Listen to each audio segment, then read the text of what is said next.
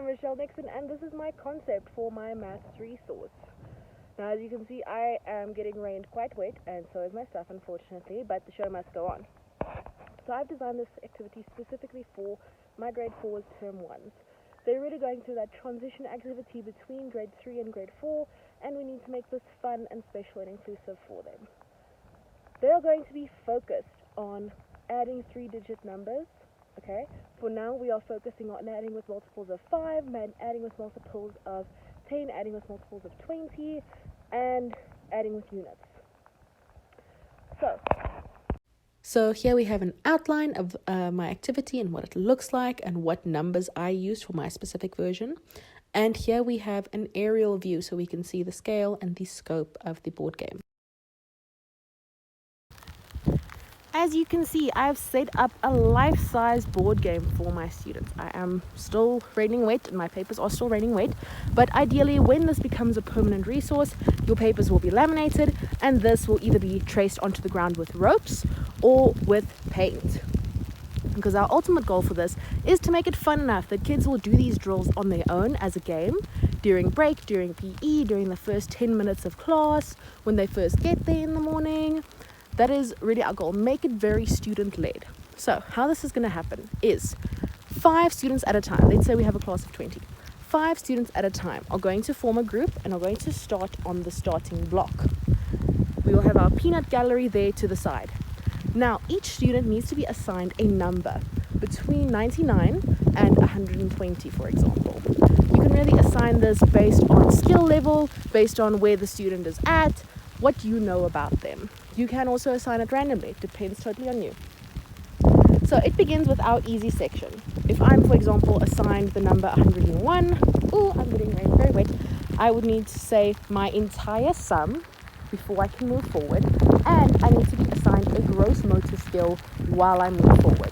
So my gross motor skill is jumping forward on one leg, and I've been assigned the number 101. So I will need to say 101 plus 3 is 104, and then jump forward on my one leg.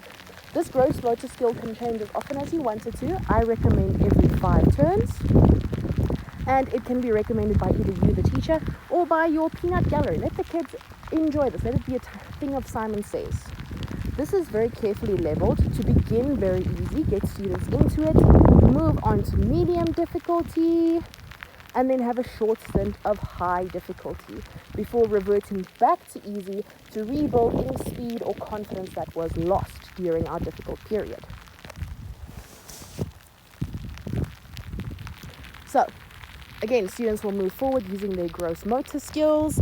If a student misses an answer, they are not penalized, they do not move backwards, they stay right where they are, and the next student behind them goes. Students may overtake one another, students may stand on the same block, and students need to be given a notebook and a pencil, or like a teeny tiny little post-it note and a pencil to work something out if they feel stuck.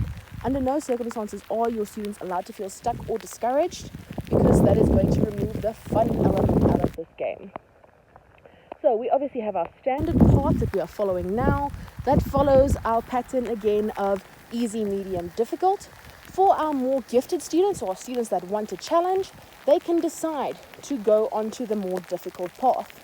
The more difficult path involves more difficult numbers, and it involves more complex gross motor skill movements.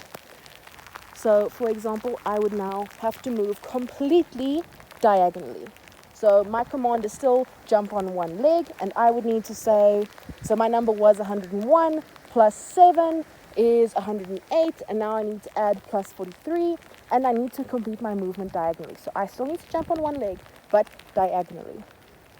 This continues for a pattern of 6 blocks. All of these are relatively difficult. There are a few easy ones spotted in here to increase speed and confidence, but this is our difficult section, and it is that way on purpose. The reason why I'm focusing on gross motor skills rather than fine motor skills is it has been proven that students between the age of 9 and 12, their mathematical achievement is directly linked to how well they achieve with gross motor skills. All my grade 4s hate math drills, so this is the way I want them to do their math drills in a way that's very much student-led, inclusive, cooperative, and fun for them.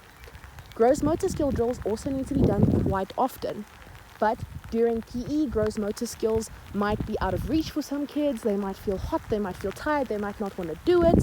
So we are using our gross motor skills over here. As both drills need to be done quite often, I would recommend doing this at least twice a week. Do it just before break time, do it just before class starts, something like that. Whenever works for your classroom and your kids' needs.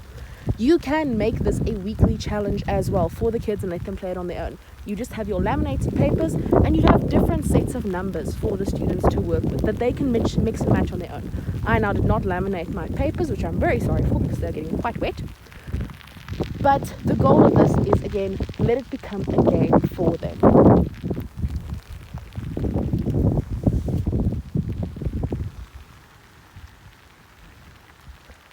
This can work for, I would say, up to grade 5 term 3, just about, for mental mathematics. Before the more difficult stuff comes in, you can also level this down if your grade 4 students aren't there yet, or if you want to use it for your grade 3s. This is very much an editable game. That's why I made the papers separate rather than taping them in, also for ease of reading. But I want this game to evolve with the kids as we are playing it across the year.